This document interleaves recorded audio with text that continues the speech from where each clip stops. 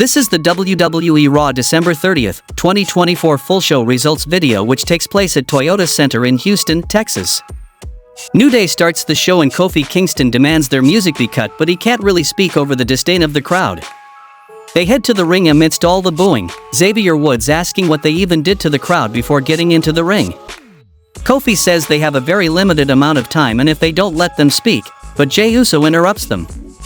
Woods asks the crowd if they like Jay and points out that they go way back, but again the boos rain down and he asks Jay to talk for them and Jay tells them to quiet down to hear this chump, and I turn away for about 30 seconds because my wife is doing shenanigans at me and turn back to see New Day walking out. Jay runs down all the things he needs to take care of and calls Drew McIntyre to the ring for a damn eat down.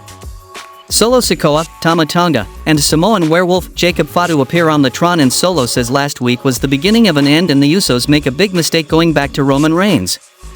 Next Monday he's going to destroy Roman in tribal combat and Jay and everyone else will have to acknowledge him. Jay says he doesn't believe that and Drew McIntyre blindsides him. Drew looks to take him apart, super kick counters the Claymore but McIntyre blasts him with a headbutt.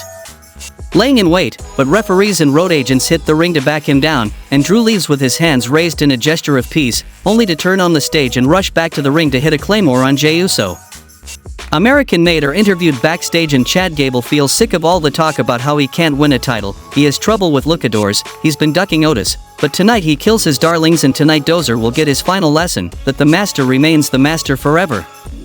Then we saw a match between Chad Gable vs Otis Dozovic, and the result of this match was Chad Gable defeated Otis Dozovic by pinfall with a grapevine ankle lock. The Judgment Day B Squad are chatting backstage about Liv Morgan's match and Raquel Rodriguez says she hasn't really had a chance to talk to her.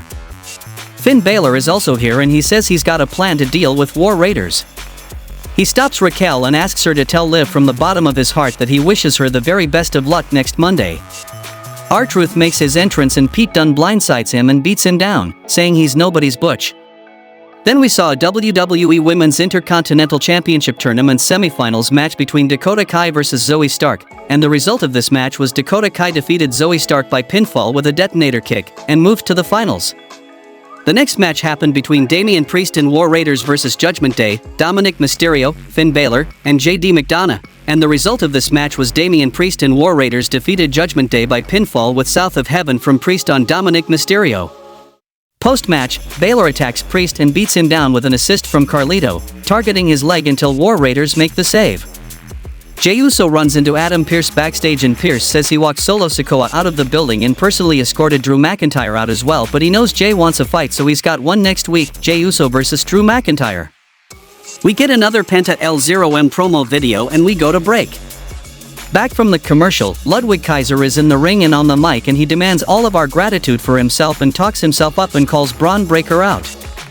Sheamus comes and he slides right into the ring and we got a brawl and Sheamus takes him out with a brogue kick.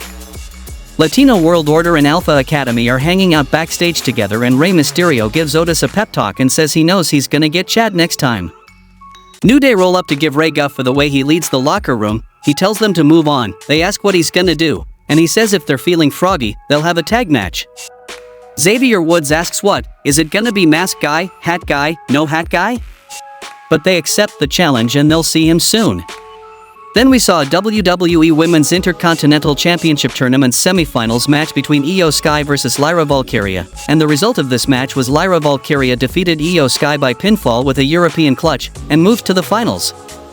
Seth Rollins makes his entrance and Seth Rollins gets on the mic and hypes up his match against CM Punk next week, citing all the superlatives and honorifics. He says he'll be here the Monday after and the Monday after and the Monday after, fighting in this ring, because that's what he does. But if things don't go CM Punk's way, he's gonna cry and whine, maybe take another 10 years off and then come CM Punk. He says took his ball and went home is the most industry bootlicker cliche line he's ever heard.